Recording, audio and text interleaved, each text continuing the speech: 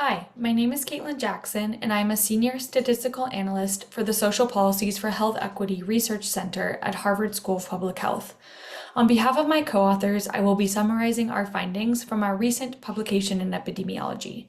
The title is Maternal Health During the COVID-19 Pandemic in the United States, an Interrupted Time Series Analysis. I would also like to acknowledge our funders, shown here, who helped make this important and timely investigation possible. Too many women in the U.S. are dying prematurely during and after childbirth. This problem has not only worsened over the past several decades, but accelerated during the COVID-19 pandemic. The COVID-19 pandemic and subsequent policy responses aimed at curbing disease spread and reducing economic fallout had far-reaching consequences for maternal health. Yet, there has been limited research, to our knowledge, on enduring disruptions to maternal health trends beyond the early pandemic, and limited understanding of how these impacted pre-existing disparities in maternal health.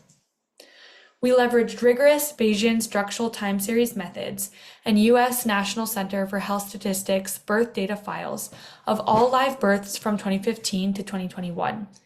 We estimated whether changes in maternal health trends after the onset of the COVID-19 pandemic differed from predictions based on pre-existing temporal trends. Outcomes included gestational diabetes, hypertensive disorders of pregnancy, gestational weight gain, and adequacy of prenatal care.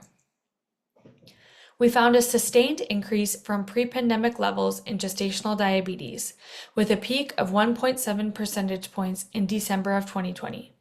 Gestational diabetes remained elevated yet attenuated as the pandemic progressed into 2021. We found increases in gestational diabetes across all racial and ethnic subgroups. The largest increases were among Asian people, and we also found more sustained worsening among Black and Hispanic people. Similarly, educational subgroups showed evidence of greater and more sustained worsening in gestational diabetes among groups with lower educational attainment.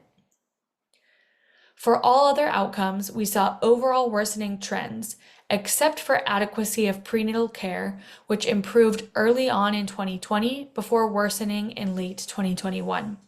Subgroup analyses for these outcomes are available in the full manuscript.